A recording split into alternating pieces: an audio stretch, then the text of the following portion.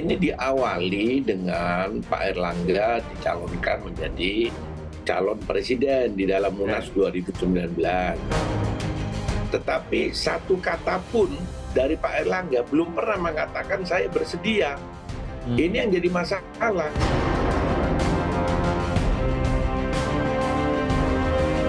Jadi kalau saya ketua umum Golkar misalnya, saya mau perbaikin aja karena saya suka memperbaiki. Setiap kader yang merasa bertanggung jawab untuk pengabdian kepada partai, saya pikir semuanya terpanggil. Tapi lewat mekanisme partai, ya. Tidak ada. Ya. Forum tertinggi Rakernas Rapim Munas.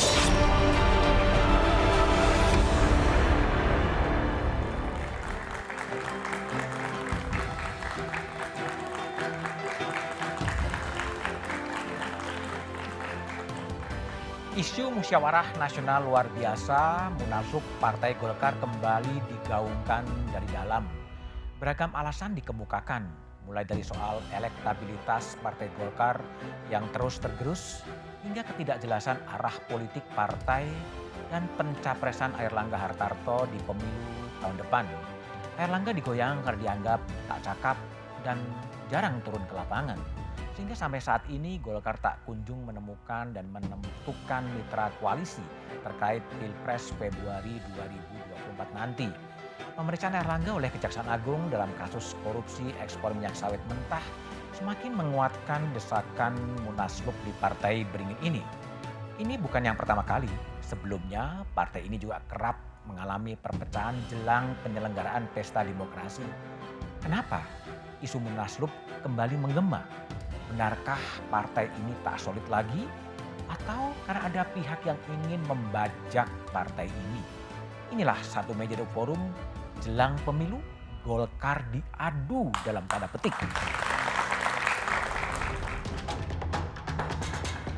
Bahwa kami itu prihatin melihat keadaan perkembangan Partai Golkar per hari ini. Kekhawatiran akan kondisi Partai Golkar disuarakan para politisi dan tokoh senior Golkar sejak pertengahan Juli 2023. Mulai dari elektabilitas partai yang terus turun hingga ketidakpastian sikap dari Ketua Umum Partai Golkar menentukan koalisi dan deklarasi capres, hingga dikritik tidak proaktif turun ke jalan. Pak Erlangga sudah ditentukan, sudah diputuskan oleh Munas dan Rapimnas menjadi capres dan cawapres, tapi hingga saat ini beliau tidak berbuat apa-apa. Erlangga harus segera membuat program Erlangga menyapa rakyat. Jadi dia harus turun ke bawah. Saya juga beri nasihat kepada saran Pak Erlangga lebih proaktif turun ke bawah lah gitu. Kapitalisasilah kehebatan daripada Golkar ini. Isu Munaslup untuk melengsarkan Airlangga dari kursi Ketua Umum pun disebut sebagai suara pribadi politisi, bukan mewakili Dewan Pakar Partai Golkar. Tapi secara institusi Dewan Pakarnya sendiri tidak pernah sedikit pun atau satu kata pun mengusulkan Munaslup. Bahkan dalam rapat pleno Dewan Pakar itu menyebutkan bahwa Ketua Umum Partai Golkar, Bapak Airlangga Hartarto, diminta untuk membuat poros baru. Di tengah goncangan yang mendera Partai Golkar, Airlangga Hartarto dihadapkan pada masalah baru. Menko Perekonomian itu diperiksa sebagai saksi selama 12 jam dan dicecar 46 pertanyaan oleh penyidik Kejaksaan Agung terkait kasus korupsi pemberian fasilitas ekspor minyak sawit mentah. Jika dilihat dari dua pemilu sebelumnya, konflik dan keretakan internal Partai Golkar seringkali terjadi jelang pemilu. Tahun 2014, internal Golkar pecah kongsi menjadi dua kubu mendukung koalisi dua partai politik yang berbeda. Tahun 2019, internal Golkar terbelah menjadi dua karena memberikan dukungan terhadap dua capres yang berbeda. Sementara, jelang pemilu 2024, Ketua Umum Airlangga Hartarto membantah pohon beringin Golkar sedang digoyang isu Munaslup. Nggak ada. Rapatnya di rumah Pak Agung lah. Iya, agendanya bukan itu. Kalau yang soal mau mengganti Bapak untuk dicapresin gimana Pak? Tidak ada. Pak Ridwan mengatakan tersebut Pak. Tidak ada.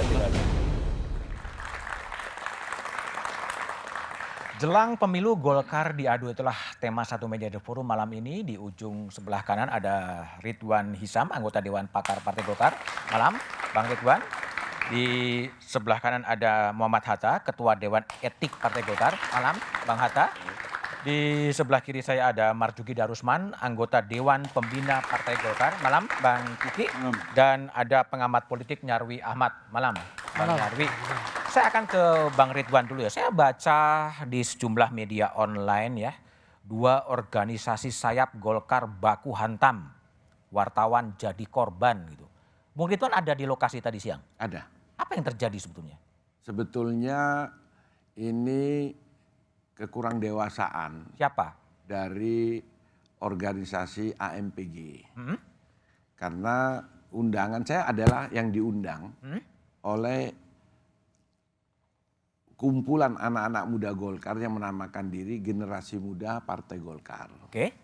Inisiatornya itu adalah Doli Kurnia yang sekarang Wakil Ketua Umum DPP Partai Golkar, Sirajuddin itu mantan Sekjen Ketua Barisan Muda Kosguru 57 dan Muhammad Samsul Rizal. Nah ini 3 ini inisiatornya. Ini dulu dibuat saat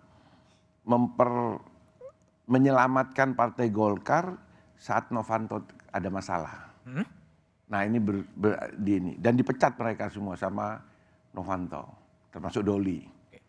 Nah setelah Novanto jatuh, dia mendukung Pak Airlangga GMPG ini. Dan membuat komitmen bahwa oke, kita dukung Pak Airlangga tapi harus bersih. Karena waktu itu kan Mas SN kan ada masalah. Ya. Maka Airlangga membuat jargon Golkar bersih. Nah mereka tampil lagi karena melihat Golkar tidak bersih sekarang. Kalau bentrokannya apa yang terjadi sebenarnya asal muasalnya? Terus tadi itu dibilang tidak bersih. Bikinlah dia penyelamatan Partai Golkar. AMPG tersinggung. Kenapa kok pakai nama AMPG? Bukan KMPG, pakai nama Partai Golkar. Sehingga datanglah segerombolan orang yang saya juga tidak kenal, ada 1-2 lah pimpinannya saya kenal. Nah itu mencopot yang namanya spanduk. Spanduk. Nah itu. Tapi ada persaingan internal yang membuat terjadi konflik ya di antara 2 jadi kelompok cuma massa. urusan itu aja. Jadi urusan masalah memakai nama. Urusan memakai nama. Memakai nama. Jadi tidak punya hak GMPG memakai nama Partai Golkar. Terus kenapa kemudian jadi wartawan kena pukul juga? Setelah itu saya datangi yang namanya pimpinannya. Saya bilang siapa pimpinannya? Alex. Ketemu sama Alex, kau kenal saya? Oh kenal Bang. Bang Ridwan. Di situ yang kau ambil ini ada foto saya. Kau kembalikan. Oke. Kau selamatkan nama saya bilang gitu. Terus ada siapa namanya saya tidak tahu, mengatakan dia Wakil Ketua Umum AMPG. Bang, nama Partai Golkar tidak boleh dipakai oleh orang sembarangan. Ini kan tidak punya hak. Saya bilang ya.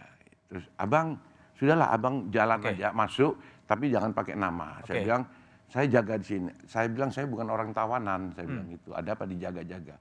Kau kalau mau masuk, kita diskusi di dalam. Nah, mereka ini polisi datang. Oh di situ, oke. Polisi datang, habis gitu wartawan keluar kan ada ribut-ribut. Nah disitulah terjadi lempar-lemparan. Wartawan kena lemparan kursi. Oke. Baik, Pak Hatta. Kalau Pak Hatta lihat, apa yang terjadi tadi siang itu memang buntut dinamika internal di faksi-faksi di Partai Golkar atau apa yang sedang terjadi tadi? Saya lihat sebetulnya kader-kader Partai Golkar itu harusnya memahami tentang berbagai perangkat-perangkat ketentuan hukum organisasi. Dalam artian, jika kita menamakan satu kelompok organisasi menggunakan nama semacam kayak sub organisasi itu, apakah ini merupakan bagian yang dibentuk secara resmi oleh partai atau bukan? Atau sekelompok yang menamakan diri kader partai membentuk semacam organisasi atau bagian daripada dinamika ya daripada sekelompok anak muda untuk membuka forum yang tidak sesuai dengan ketentuan anggaran dasar, anggaran rumah tangga. Tadi itu ada yang tidak sesuai? Saya kira kan harusnya mengikuti ketentuan partai. Yang tidak sesuai yang mana? GMPG. Ya, GMPG ini kan satu nama yang tidak Tidak ada. Ada di dalam. Ada RT. Ada RT kita. Oke. Kan tidak merupakan sayap partai, ya, tidak merupakan organisasi yang didirikan atau mendirikan. Nah, lalu ini kelompok apa? Buat kami dari Dewan Etik, tentunya kalau itu berbentuk dinamika dari sekelompok anak muda yang punya NPAG, punya kartu anggota Golkar, kita masih anggap ini sebagai bagian dari demokratis, ya, dinamika pemuda. Tapi kalau itu sudah menjurus kepada mengeruhkan suasana, membuat elektabilitas partai menjadi berkurang, turun. Nah, ini masuk kepada kasus dugaan pelanggaran etik. Pelanggaran etik dan akan wilayah masuk Dewan Etik nanti.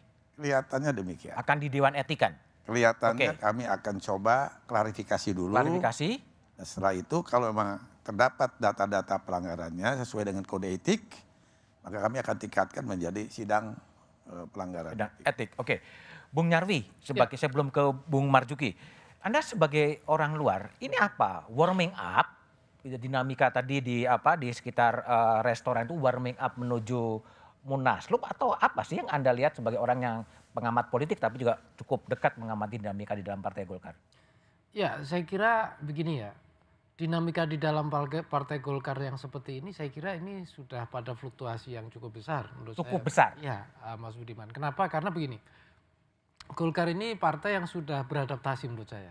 Kalau disebut partai itu kan sebenarnya setelah 99 disebut Partai sebelumnya Golkar. Sebelumnya kan Golkar. Ya. Jadi Golkar itu dalam tanda petik belajar menjadi partai punya kompetitor itu 99 sampai ke sini. Nah, pasar politik Partai Golkar nggak hanya pemilih, tetapi juga kader-kadernya kalau bahasanya.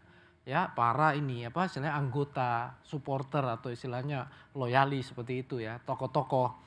Nah, kalau misalnya karena Golkar ini secara internal saya lihat termasuk partai yang punya demokrasi juga. Tradisinya. Peristiwa siang tadi apa yang Anda lihat? Nah, kalau yang tadi itu berarti apa? Sudah ada desakan-desakan nih. Desakan. Ya, yang menunjukkan berarti ada dilema, ada masalah soal leadership dulu. Entah leadershipnya levelnya sampai mana, misalnya pengelolaan partai politik saja, ataukah bahkan dalam menyikapi orientasi partai ini mengarah kepada pilpres ini seperti apa misalnya. Pileg ini mau ke arah mana misalnya, seperti itu. Nah, ini yang saya kira memang leadership ini yang menurut saya di dalam kepemimpinan Partai Golkar mungkin ada ya diskursus mungkin stylenya dianggap kurang pas atau perlu ditingkatkan. Kalau kita lihat tadi dari statement contoh Pak Luhut ya, terus juga statement yang lain sebelumnya Pak Ridwan juga, itu kan juga sebenarnya secara tidak langsung saya lihat improvement leadership dari kepemimpinan Pak Erlangga itu perlu ditingkatkan, kira-kira gitu. Baik, oke. Bung Marzuki, gimana Bung Marzuki lihat dinamika yang terakhir ya semuanya Bahlil, Bang Luhut, semuanya berbicara sampai tadi ada warming up sampai terjadi kekisruan antar kader-kader Golkar. Bung Marzuki sebagai politisi senior dan Dewan Pembina lihatnya apa? Mas Budiman, saya mulai dengan joke ya. Ini dari zaman dulu Dewan Pembina mulai muncul dalam politik kita ini. Itu suka dikatakan begini, kalau mau mematikan satu organisasi, bentuklah Dewan Pembinanya. Kalau mau mematikan, bentuklah Dewan Pembina? Nggak berkutik itu organisasi. Oke. Tapi Dewan Pembina sekarang lain dengan yang dulu. Oh lain, oke. Sekarang gimana? Sekarang ya kita masih ambil sisa-sisa dari yang lalu. Dewan Pembina sekarang ini lebih sifatnya memberi saran, advice ya. Tapi ini persoalan yang tadi terjadi di Selipi ini saya setuju dengan Mas Nyarwi bahwa ini ada dinamika ya Mas Budiman. Tapi gambar besarnya nih dulu ya, bahwa negara kita atau bangsa kita ini selama 50 tahun terakhir itu mengalami proses depolitisasi. Depolitisasi? Ya, secara menyeluruh. Politik yang ada sekarang ini bukan politik dinamika politik, tapi administrasi. Administrasi politik. Ya. Dengan demikian, semua partai mengalami proses yang disebut proses involusi. Dinamika yang seharusnya ada di luar, itu berkumpul di dalam partai masing-masing. Jadi yang aneh, partai yang tidak ada dinamika seperti Golkar. Oh justru aneh? Itu yang aneh. Jadi Golkar sekarang wajar-wajar saja ya? Wajar. Ini mah jadi berita gitu ya? Inilah partai yang sebenarnya. Oke. Ya, menjadi aneh. Tapi memang persoalannya adalah hampir di setiap pemilu sebetulnya selalu muncul ya ketidaksolidan atau gejolak-gejolak di Partai Golkar dalam Partai Golkar. Tapi jawabannya setelah jeda berikut ini.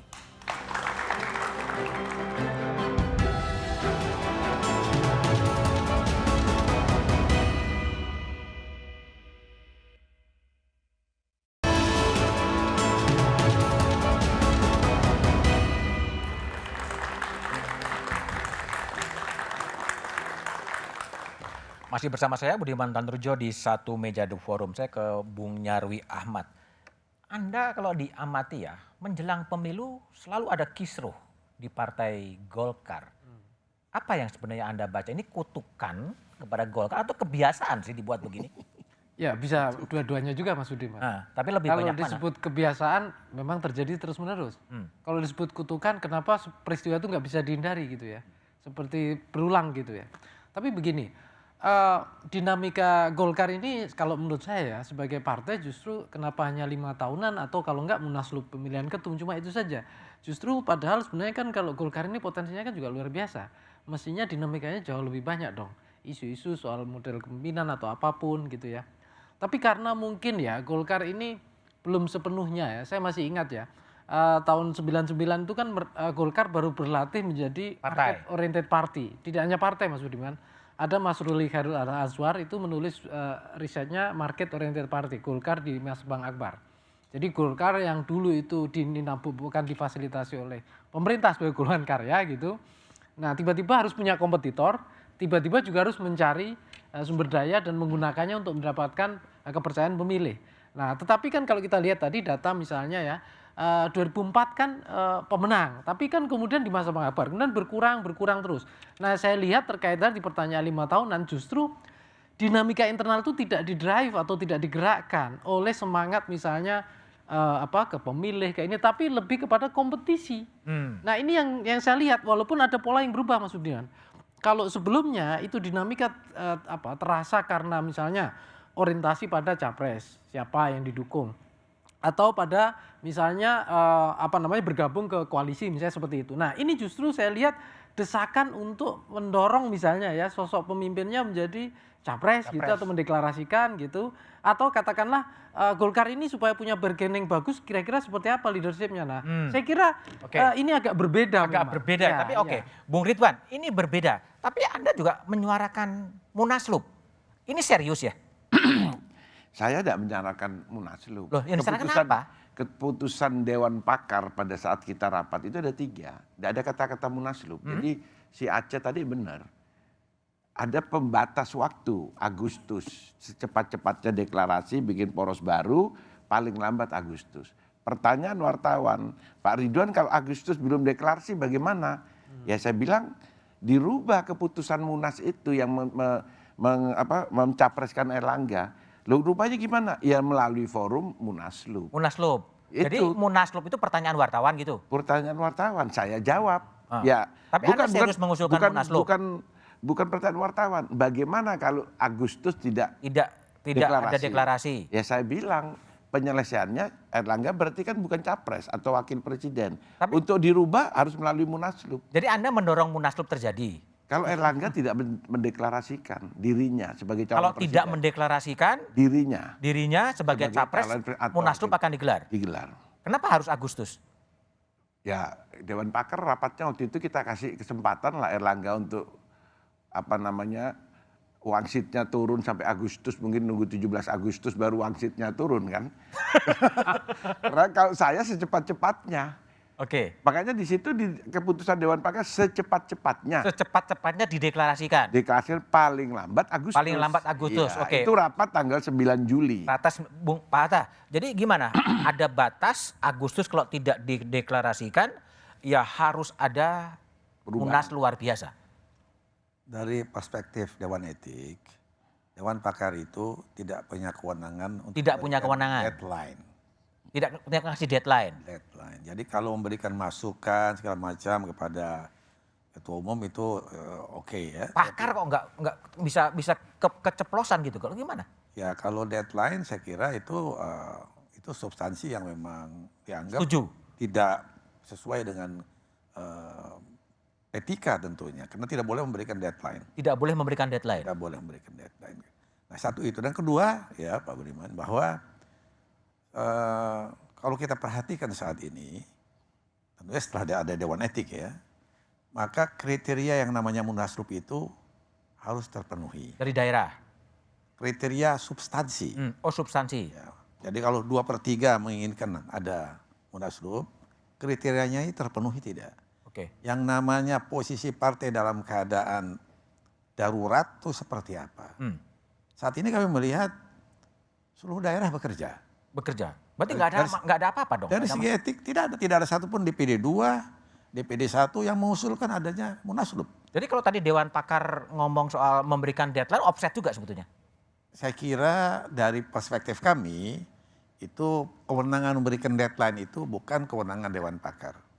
Jadi deadline itu tidak boleh diberikan. Dan karena ini kan amanat yang diberikan oleh Munas ini, sebetulnya bukan Erlangga harus menjadi capres atau cawapres.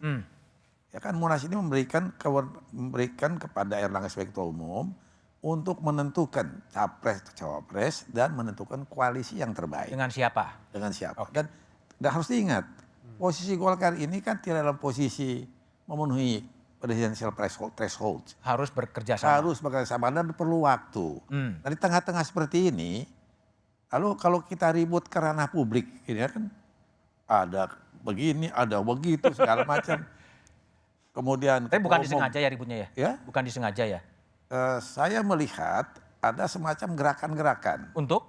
Ya untuk membuat artinya adanya suatu peralihan kepemimpinan yang memang tidak memenuhi persyaratan kriteria munaslup. Siapa itu? Kami. Karena kan pemilik suara dari daerah ini tingkat 1, tingkat 2 dan mereka bekerja. Yang bikin gerakan siapa Pak Atta? Ya? Yang bikin gerakan siapa? Kami sedang mendalami itu. Belum ada data sama sekali? Ada data tapi kami sedang mendalami. Kalau itu memang sekarang ini setelah ada Dewan Etik, mereka siapapun yang jadi kader partai, mendapat penugasan partai, dan melakukan suatu usaha-usaha yang secara tidak langsung, yang dianggap oleh mereka mungkin ini dapat menyelamatkan partai, tapi dari sisi menimbulkan kekisruhan, aktivitas bisa menjadi turun, akar rumput yang tadinya tidak tahu apa-apa kemudian menjadi ramai, dan itu merugikan misi partai, kepaksa Dewan Etik harus melakukan tindakan. Bung Ridwan, ya. Betul nggak sih ada gerakan-gerakan dari dalam atau dari luar atau dari mana untuk mengarah kepada Munas luar biasa Partai Golkar? Kalau gerakan untuk munaslup tidak ada, tapi keresahan ada. Nggak ada, tapi keresahan ada? Keresahan ada. Keresahan untuk apa? Keresahan atas kepemimpinan Erlangga, sudah lama itu. Keresahan dari bawah? Iya. Karena keresahan Anda atau keresahan semuanya? Masyarakat, saya kan masih anggota DPR, jadi selalu yang jadi keresahan apa? Angka turun terus. Turun terus. Kemarin sudah kita lihat H-7 bulan 2019 ini ya, pemilu 2017, itu pada hari hanya cuma naik tidak sampai 2%. Sehingga dapat 14. Jadi dari 12 jadi 14. Sekarang hasil survei terakhir sudah 6%. Kalau naik 2% berarti 8%. Angkanya 1 digit. Waktu zamannya Kanda Hatta sama Bang Marzuki 2 digit, 21%. Sekarang sudah di bawah 10%. Kalau anggaplah semua anggota DPR semua jalan nanti, naiknya cuma 2 digit. Nah itulah menjadi keresahan. Keresahan di bawah ya? Iya, tidak munaslup, keresahan. Menuntut Erlangga harus turun dan lain-lain. Nah, itu disampaikan. Terus akhirnya muncullah tadi itu rapat Dewan Pakar yang memberikan deadline Agustus. Baik, Bung Marzuki, ini ada, kalau Bung Ridwan mengatakan ada kegelisahan karena ada tren penurunan, Pak Erlangga kurang turun ke bawah. Kalau Dewan Pembina yang menangkapnya gimana nih? Dewan Pembina kan organ yang dipilih di Munas juga sebetulnya. Ya, kita sudah memberi gambaran kepada DPP, kepada Ketua Umum secara resmi sebagai Dewan Pembina bahwa nampaknya harus fokus kepada pemilihan umum legislatif. Ya. Fokus kepada pemilu legislatif? Legislatif. Artinya? Karena sudah ada semacam pertimbangan begitulah bahwa kemungkinan kita untuk menjadi calon presiden ya, atau wakil presiden itu tipis, tidak sesuai dengan realitas. So, ya. Dengan demikian lebih baik semua diarahkan kepada upaya untuk mengambil posisi yang baik di dalam parlemen. Nah, ini kan begini ya, ini politik memang tidak bisa rapi. Namanya politik harus inovatif, harus dinamis ya. Nah, tadi kita mulai dengan satu proses depolitisasi. Maka sekarang ini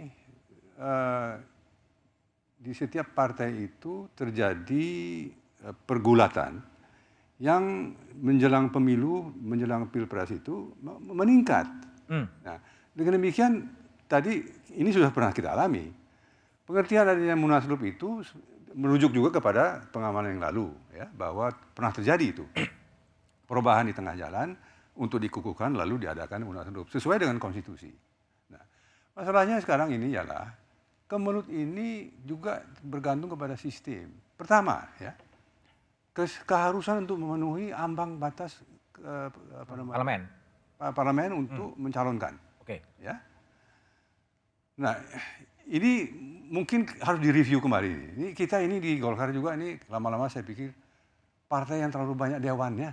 Terlalu banyak dewan? Dewan pakar, dewan etik. Wah. Jadi terlalu banyak dewan ya? Terlalu banyak dewan. Ya. Jadi ini momen bagi Golkar untuk melakukan review. Review? Ya. Oke. Karena kita ini hakikatnya adalah pergerakan politik yang harus menjadi partai. Oke. Nah, ya. Oke, Bang Marzuki. Itulah. Jadi memang Golkar tadi terlalu banyak dewan ya, dewan pakar, dewan etik, dewan pembina, dan dewan-dewan penasehat. Tapi gimana kemudian kalau tadi Bung Marzuki mengatakan lebih bagus fokus kepada pemilu legislatif dan capres dan cawapres menjadi realistis, lalu kemudian akan seperti apa Golkar? Jawabannya setelah jeda berikut ini.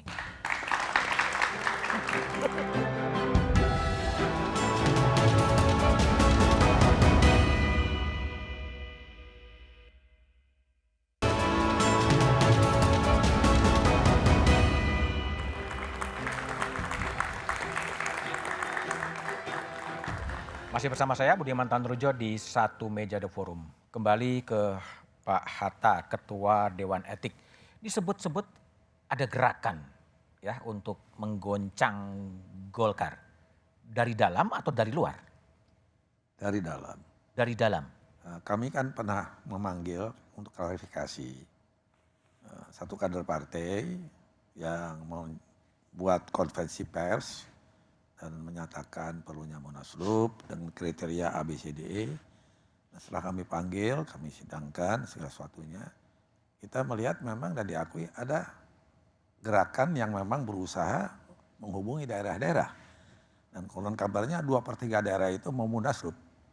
Yang setelah kami cross check ternyata tidak benar. Tidak benar. Nah, itu kan gerakan. Nah, gerakan ini juga mengkerucut kepada upaya untuk mengganti posisi ketua umum melalui munaslup. Yang saya pertanyakan, di saat partai saat ini udah menjelang pemilu dan pilpres, waktu yang begini sempit, daerah sedang bergerak, ada penugasan fungsionaris, mereka bergerak, ada rakerda, ada berbagai pelatihan-pelatihan caleg dan lain-lain. Oh, tiba-tiba ada suara mau munaslup. Loh, itu yang goyang siapa sebetulnya? Kami sekarang dari tingkat klarifikasi dengan bahan yang ada, kami akan tingkatkan menjadi dugaan pelanggaran etik. Pelanggaran etik ini ada ringan, ada sedang, ada berat. Itu unsur di DPP? Bukan unsur DPP, tapi keluarga besar Golkar. Keluarga besar Golkar yang menggalang adanya menghubungi daerah-daerah suara, untuk munaslup. Daerah, ada intimidasi, ada ancaman. Berarti orangnya kuat banget dong?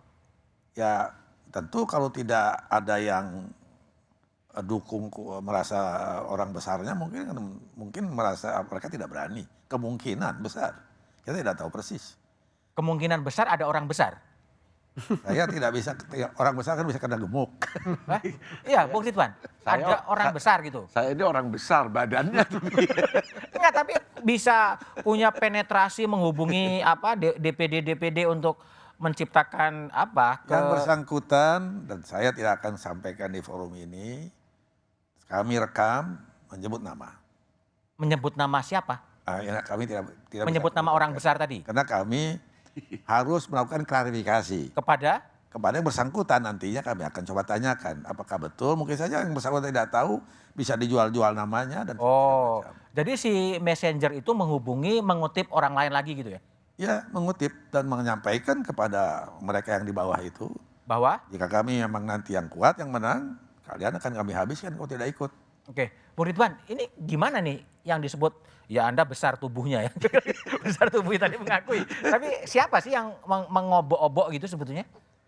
Jadi gini, ya tadi itu ya, apa namanya, politik ini guru saya semua ini dua orang di sini. Jadi saya kalau bicara politik ya grogi juga kalau di depannya kan data sama Kang Kiki ini kan agak grogi saya. Nah, ya tapi ya kan Anda kan justru orang yang banyak bersuara, punya apa informasi yang lebih luas sebetulnya. Kalau saya sih melihat ini biasa-biasa saja. Loh kok biasa? Biasa. Ada gerakan-gerakan? Tidak ada. Bukan tidak ada, tapi biasa. Hah? Karena Golkar itu akan besar apabila ada goro-goro. Tapi gerakannya ada kan? Untuk goro-goro. Untuk goro-goro? Kalau penyelesaiannya goro-goro itu bagus, menang dia. Bang Akbar bisa menyelesaikan dengan baik, menang 2004. Kalau Erlangga tidak bisa menyelesaikan goro-goro ini, tambah ambles memang. Ini jadi, ujian kepemimpinan gitu? Ya bisa juga. Loh, tadi kan Bung Ridwan mengatakan memberikan deadline Agustus untuk mendeklarasikan sebagai calon presiden. Ya supaya ada goro-goro. Goro-goro apa? Apapun. Kenapa tidak dideklarasikan? Loh, tanya Erlangga. Hah? Tanya Erlangga kenapa kok tidak Tapi kalau tidak dideklarasikan saya sebagai capres atau cawapres, ya, Munaslup akan tetap didorong? Untuk merubah tadi itu, keputusan Munas. Keputusan Munas harus dirubah dengan Munas. Tidak bisa dengan Rapim. Mau diubah seperti apa? Ya bebas. Tidak ada calon presiden, tidak ada wakil presiden. Sesuai dengan Dewan Pembina tadi ya kita fokus aja ke pilihan presiden, pilihan legislatif. Tadi kalau Bang Luhut mengatakan dalam wawancara dengan Rossi siap menjadi ketua umum Golkar gitu. Ya.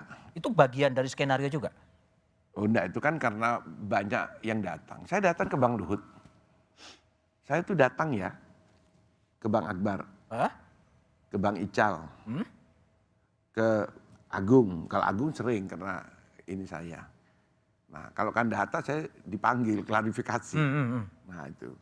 Jadi saya sampaikan semua termasuk ke Bang Luhut. Ini loh ada keresahan. Oh. Nah terus Bang Luhut, Opung menyampaikan. Ya tadi yang diwawancara Rossi. Oke. Bung Nyarwi, ini kalau Anda baca dinamika di dalam Golkar atau gerakan-gerakan ini murni dari dalam Golkar atau memang ada orang yang memang menempatkan Golkar sebagai proksi gitu untuk ngacak-ngacak dari dalam? Ya, yang pertama jelas ya, kalau di dalam internal Golkar itu nggak ada seperti keretakan atau fraksi atau dinamika, itu nggak mungkin dong yang dari luar juga bisa masuk kan gitu loh. Oh dalamnya ada dulu? Ya iya dong kan gitu, karena kan kita ini kan secara umum ya kita udah sistem demokrasi. Golkar juga sudah sebagai partai modern juga eksis kira-kira gitu. Nah kalau misalnya tadi, ini kan saya lihat ya Mas Budiman, isu yang paling menonjol itu bukan apakah Pak Erlangga mau diganti atau tidak, bukan. Tetapi aspek leadership di dalam Golkar tuh menurut saya. Ini yang dikritik. Jadi tokoh-tokoh termasuk pimpinan Golkar ini kan banyak di semua daerah juga ada, di pusat juga ada. Itu mengharapkan leadership yang lebih modelnya istilahnya lebih baik lah. Ya, ada strategi yang lebih canggih misalnya, baik untuk pileknya bagaimana, pilpresnya bagaimana. Terlepas bahwa apakah strategi itu termasuk tadi membuat goro-goro tadi istilahnya Pak Ridwan Hisam gitu, itu juga bagian untuk tadi misalnya meningkatkan militansi misalnya begitu, atau mungkin ada istilahnya model pembagian tugas kinerja. Jadi kalau kita melihat partai itu kan, partai kan harus eksis nih. Di kantor partai itu sendiri, istilahnya partai in office. Ya gini, coba kita lihat fenomena yang terakhir ya, seperti Pak Erlangga Hartarto kemudian diperiksa 12 jam di kasus CPO dan lain sebagainya. Ini murni sebuah pemeriksaan hukum atau memang ini sesuatu yang terorkestrasi sebetulnya? Ya, kalau itu kita tidak bisa mengatakan 100% tidak terorkestrasi ya, Mas. Artinya ada yang mengorkestrasi? Ya, otomatis peluang itu jelas ada. Kenapa? Karena kan kita tahu misalnya fakta hukum misalnya, kan pasti data itu sudah ada. Tapi kenapa baru kemarin misalnya? Ya itu kan kejaksaan bisa menjelaskan, mungkin kasusnya banyak, daftar antriannya banyak, misalnya kayak orang di rumah sakit misalnya yang diperiksa banyak kan ya harus antri misalnya begitu. Nah itu contoh sederhana. Jadi ada apa interrelasi antara dinamika internal dengan pihak luar? Kalau menurut saya tetap ada, itu nggak bisa dielakkan. Faktanya kan kita bisa melihat juga kan gitu. Artinya dan ini kan posisi ketua umum, ya posisi ketua umum dan rata-rata kalau kita lihat petik pelajaran sebelumnya, salah satu isu negatif yang selalu menyerang atau menghancurkan kredibilitas potensial ya ketua umum Golkar itu korupsi. Sebelumnya kan ada Pak Novanto tuh. Nah ini salah satu dan dulu bahkan Bang Akbar juga sempat kan bulokin misalnya. Jadi ini juga salah satu hal yang citra negatif yang seringkali potensial akan. Kalau asumsinya adalah ada pihak luar yang ingin menggoyang Golkar, kepentingannya apa? Ya tentu saja Golkar ini sumber dayanya kan luar biasa. Oke. Kalau misalnya dia ibaratnya potensial punya energi besar tapi tidak dikelola dengan baik, dia tidak akan menjadi kompetisi, minimal tidak kompetitor lah, dan bahkan tidak menjadi ancaman gitu. Atau mau ditarik pada blok-blok koalisi capres yang sudah itu ada. otomatis kalau dia tidak bisa mengkonsolidasikan menjadi kekuatan besar, dia mencair, otomatis kan menjadi yang muncul tokoh-tokoh Golkar, bukan Golkar sebagai partai itu sendiri. Ini political pressure terhadap Golkar untuk ditarik kepada blok A atau blok B atau mendirikan blok sendiri gitu? Ya. Faksionalisasi Golkar itu udah lama ya, baik faksionalisasi yang tidak keluar dari Golkar maupun akhirnya mendirikan partai itu sendiri kan. Kita sudah lihat pelajaran itu. Tetapi gini Mas Budiman, tokoh-tokoh Golkar itu sangat potensial menurut saya karena punya kemampuan teknokratis, punya kemampuan macam-macam ya. Nah kalau misalnya dia termasuk lobbying dan networking, kalau dia bisa ditarik oleh gerbong ini, dia akan menjadi memperkuat. Baik misalnya contoh sekarang gini, ada di blok katakanlah Pilpres kan ada 3 nih misalnya begitu. Ada perubahan di satu sisi, ada kelanjutan di 2. Nah, saya kira juga butuh sumber daya dari orang-orang Golkar ini juga menarik untuk bisa kemudian mau ditarik kemana? Ya kan gitu. Makanya di dalam wawancara misalnya Mbak Rosy, Pak Luhut diwawancara, itu kan ada kesan misalnya ini kok Golkar kayak menjajakan diri kayak gitu, istilahnya menjual diri atau menjajakan diri gitulah. Bukan menjadi center atau yang bisa menarik gitu loh, menjadi epicentrum dalam koalisi. Nah, ini kan berarti ada strategi nih dalam leadership. Nah, ini yang dugaan saya, ini yang kemudian sampai hari ini menjadi akumulasi dari itu semua, menjadi dinamika yang tidak bisa terelakkan, menjadi kayak hal-hal yang tadi itu misalnya yang diceritakan Pak Ridwan gitu. Bung Marzuki sebagai politisi senior ya, mungkin sekarang di sini paling senior di Golkar. Apakah tadi ya pemeriksaan Pak Erlangga di hukum, di kejaksaan, lalu kemudian political pressure yang terjadi, apakah memang ini betul-betul ada pengarahan bahwa Golkarnya mau ditarik kepada blok A atau kepada blok B atau ada tangan-tangan kekuasaan yang bermain? Apakah seperti itu? Tapi jawaban Pak Marzuki setelah jeda berikut ini.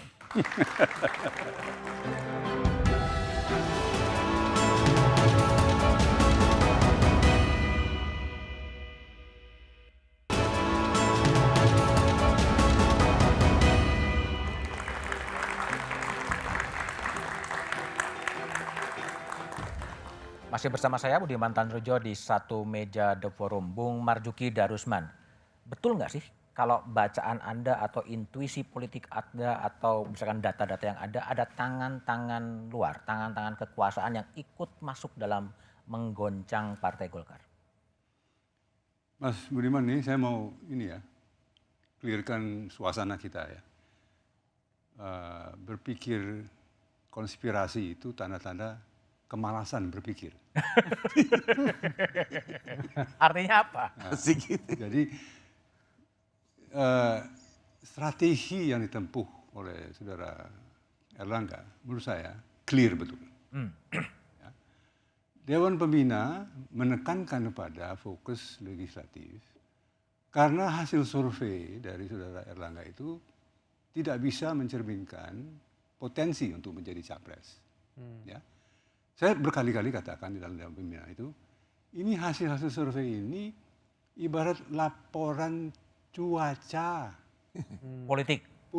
Partai bukan Golkar. Laporan iklim. Karena itu biarkan aja itu. Tapi kalau sudah mau mengambil kesimpulan bahwa fokusnya pada legislatif, lakukan itu. Nah, saya hargai atau kita hargai juga prakarsa dari saudara Erlangga untuk membentuk koalisi itu. Ya. begitu sudah kelihatan kurang kemungkinan Golkar menjadi calon presiden dan wakil presiden, maka Golkar ini menjadi rebutan dari semua partai yang besar. Oke. Jadi artinya lupakan pencapresan Pak Erlangga atau Golkar, tapi membangun koalisi untuk kepentingan legislatif. Nah sekarang clearnya strategi ini ialah membangun Golkar sebagai swing block. Swing block, bisa ke kiri, bisa ke kanan. Bisa memilih kesinambungan salah satu partai yang prospeknya untuk jadi presiden ada, salah satu partai lain yang prospeknya juga ada. Jadi di situ kekuatannya. Saran Anda kemana?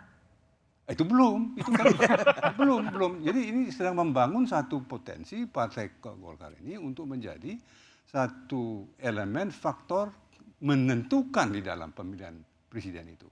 Itu clear kan? Baik. Pak Hatta, jadi kalau menurut Pak Hatta dalam posisi seperti ini gimana nih agar Golkar tetap tadi, kalau Bung Mar juga mengatakan parlemen tetap harus bisa dimenangkan dalam posisi sekarang. Apa yang harus dilakukan oleh Partai Golkar dan Ketua Umum Partai Golkar? Saya ingin mengklirkan dulu perspektif etis ya dari apakah memang perolehan suara Pak Erlangga yang dianggap sekarang survei kecil, atau leadership kepemimpinannya yang dianggap ada kelemahan-kelemahan, apakah dua hal ini masuk kriteria etik yang bukan kriteria bisa membuatkan menjadi munaslup? Dari segi perspektif itu tidak bisa.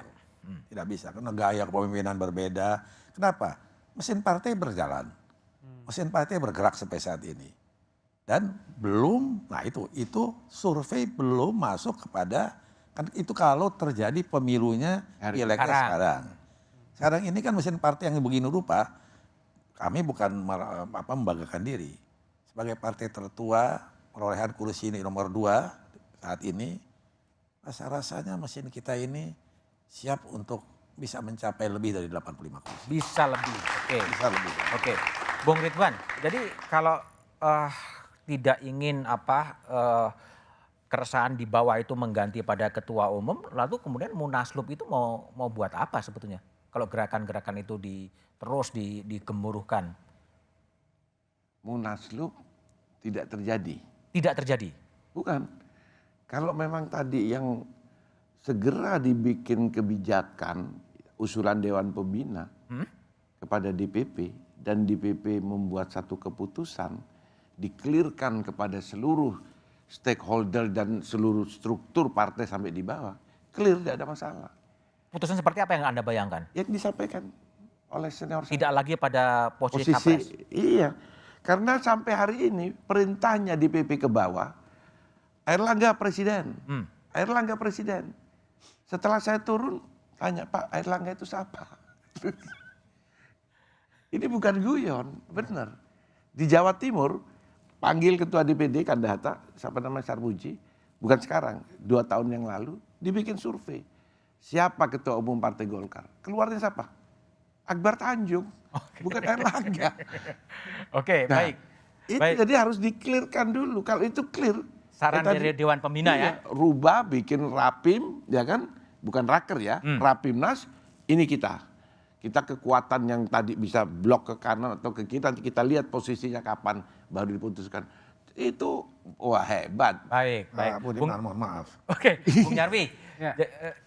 Bung Nyarwi, jadi gimana kalau Bung Nyarwi lihat kalau kisruh ini dinamika atau apapun namanya ini terus saja kemudian terjadi, ya dampaknya apa bagi Partai Golkar sendiri sebetulnya? Ya, kalau tidak terkelola dengan baik, ya disorganize, artinya sumber daya Partai Golkar tercerai-berai, Mas Budiman. Tercerai-berai. Ya, dan itu ada potensi suaranya bisa makin menurun di legislatif ya.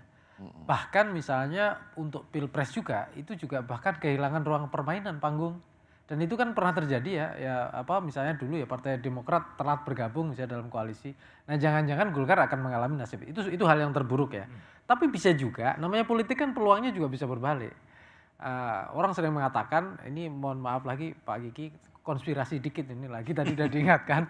Tapi juga bisa juga Golkar bermain di tikungan yang cantik nanti. Jadi tiba-tiba ujungnya pada butuh Golkar kan gitu. Ketika misalnya bangunan blok itu membutuhkan baik misalnya dukungan parlemen ataupun bahkan tokoh-tokoh yang bisa diandalkan. Misalnya contoh begitu. Tapi balik lagi ya, tadi misalnya ya, ini soal strategi kepemimpinan politik itu saya setuju dengan Pak Ali tadi ya. Apakah Pak Erlangga itu harus menjadi tokoh dengan performa seperti apa, misalnya harus dikenal gitu sampai ke bawah sehingga ini, atau bahkan tokoh yang tidak perlu terkenal tapi partainya itu kuat dan sukses misalnya mengawal untuk pileg maupun memposisikan targetnya di pilpres misalnya begitu. Tentu ada definisi kategori tujuan ya yang dimaksudkan. Nah di sini saya kira Golkar harus merumuskan pimpinan ya. Istilahnya, dan itu menjadi terserah mau itu strategi dibuka, namanya strategi kan belum tentu dibuka kan gitu. Paling enggak juga materi yang jadi panduan. Tadi ditanyakan Pak Ridwan tadi, di bawah itu ngapain? Nggak ngerti. Nah ini kalau misalnya strukturnya ke bawah, ini kan partai jadi disorganize kan. Jadi kalau sumber daya sebesar apapun tapi tidak dikelola dengan leadership yang bagus, ya partai itu saya kira berisiko untuk kolaps dalam pileg maupun pilpres. Itu Mas Budiman. Baik, sekali lagi ke Pak Hatta. Pak Hatta, jadi kalau tadi Bung Kiki kan mengatakan udahlah capres dan cawapres peluangnya tipis, lebih bagus adalah fokus ke legislatif gitu. Tapi kan Golkar ini kan harus bergabung dengan koalisi-koalisi yang minimal sudah ada. Itu akan digabungkan, diarahkan kemana kalau menurut perspektif dari Pak Hatta? Kalau kami dari Dewan Etik memang tidak masuk ke wilayah yang kami sebut ini eksekutif ya. Tetapi yang perlu kami beritahukan di sini bahwa Ketua Umum ini menurut pandangan kami sedang melakukan upaya yang cukup keras untuk berusaha bagaimana posisi capres dan cawapres ini dapat diperoleh oleh Golkar, itu kira-kira. Oh, tetap diupayakan. Kita bakal berupaya. Kami akan melihat dengan PDIP, ataupun Gerindra atau poros baru yang juga itu masih memungkinkan. Kami masih melihat begitu. Namun Dewan Etik setuju, fokus pokok kita adalah memang meningkatkan suara perolehan di parlemen. Itu pokoknya. Namun kalau sekarang ini karena masalah amanat Munas yang dianggap kemungkinan tidak bisa dilaksanakan oleh Ketua Umum, gitu kan, mengharuskan Munaslup, Dewan Etik melihat bahwa program yang dihasilkan oleh Munas, program-program 5 tahunan itu, termasuk soal capres-cawapres itu bagian daripada program evaluasinya tidak perlu di Munaslup. Tidak perlu di Munaslup. Ada Rapimnas, ada tingkat ini, Rapimnas diperluas, gitu kan. Oke, baik Pak Hatta, Bung Ridwan, Pak Marzuki dan Bung Yahya telah bergabung di satu meja forum. Saya masih bisa menambah. Sebagai partai tertua, Golkar sudah terbiasa menghadapi gejolak internal. Sebagai partai kedua terbesar di parlemen adalah wajar jika haluan politik partai Golkar diperebutkan, ditarik ke kiri dan ditarik ke kanan atau akan tetap berada di tengah. Tarik-menarik itu hanyalah soal kepentingan. Namun jika gejolak terus saja berlarut tanpa adanya konsensus, hanya akan merugikan partai dan lebih parah bisa menambah sikap antipati publik terhadap perilaku partai politik. Sukseskan pemilu 2024 dan pastikan tetap di Kompas TV independen terpercaya untuk mengikuti perkembangannya. Demikian satu meja The Forum malam ini, sampai jumpa pekan depan. Selamat malam dan terima kasih.